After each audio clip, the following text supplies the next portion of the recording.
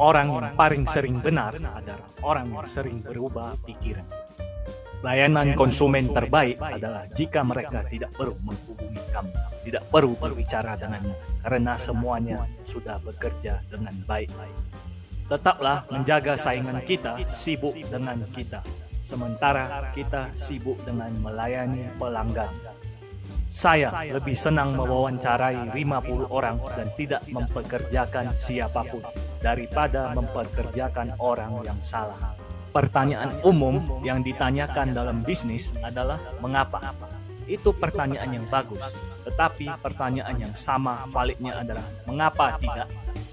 Ada dua jenis perusahaan. Yang pertama, bekerja untuk mengenakan biaya lebih banyak.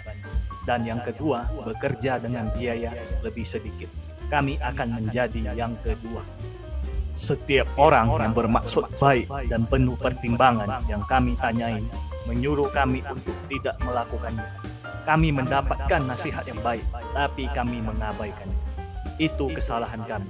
Tetapi kesalahan itu berubah menjadi salah satu hal terbaik yang terjadi di dalam perusahaan. Saya tahu jika saya gagal, saya tidak akan menyesalinya. Tetapi saya tahu satu hal yang mungkin saya sesali adalah tidak mencobanya.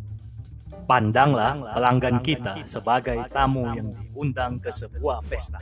Dengan kita menjadi tuan rumah, sudah menjadi tugas kita untuk memberikan pengalaman yang sedikit lebih baik kepada pelanggan. Kamu harus mau disalahpahami jika ingin inovatif. Jika Anda memikirkan jangka panjang, Anda dapat menghasilkan keputusan yang sangat baik yang tidak akan Anda sesali. Amazon.com berusaha menjadi pasar online, tempat konsumen dapat menemukan apa saja yang ingin mereka beli secara online.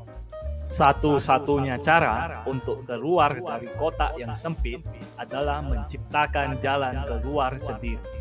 Nama perusahaan Anda adalah apa yang orang pikirkan ketika Anda sedang tidak hadir. Jika kamu tidak bisa menoleransi kritikan, maka jangan lakukan sesuatu yang baru atau menarik. Industri yang hebat tidak pernah dibuat dari satu perusahaan. Ada ruang dalam ruang untuk banyak pemenang.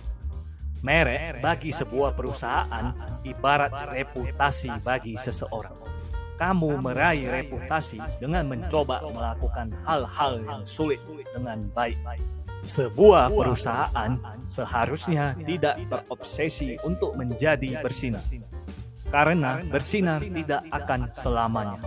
Hidup ini terlalu singkat untuk bergaul dengan orang-orang yang tidak banyak akal.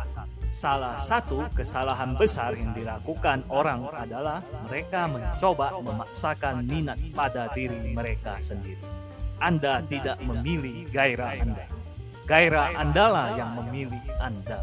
Jika Anda tidak memahami detail bisnis Anda, maka pasti Anda akan gagal.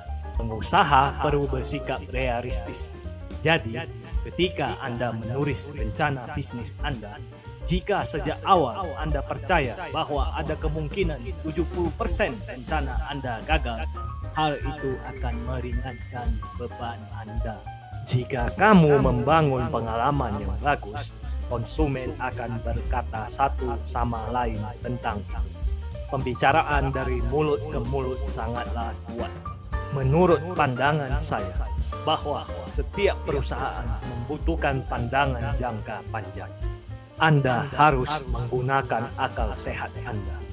Ada kalanya kita berkata, mari sederhanakan pikiran. Kita tahu ini baik bagi pelanggan. Ayo kita kerjakan. Kepintaran adalah hadiah. Kebaikan adalah pilihan. Akan selalu ada kebetulan yang terlibat dalam penemuan. Kami memiliki 3 ide besar di Amazon yang telah kami pertahankan selama 18 tahun. Dan itulah alasan kami berhasil. Utamakan pelanggan, menciptakan dan bersabarlah. Yang berbahaya adalah tidak berkembang. Sangat sulit untuk membuat orang fokus pada hal yang paling penting saat Anda berada di masa booming. Yang perlu kita lakukan adalah selalu bersandar ke masa depan. Ketika dunia berubah di sekitar Anda, dan ketika dunia berubah melawan Anda, apa yang dulunya angin sepoi-sepoi sekarang menjadi kebalikannya. Anda harus bersandar padanya dan mencari tahu apa yang harus dilakukan. Karena mengeru bukanlah strategi. Salah satu hal yang jelas dapat Anda lakukan dengan toko online adalah memiliki pilihan yang jauh lebih lengkap.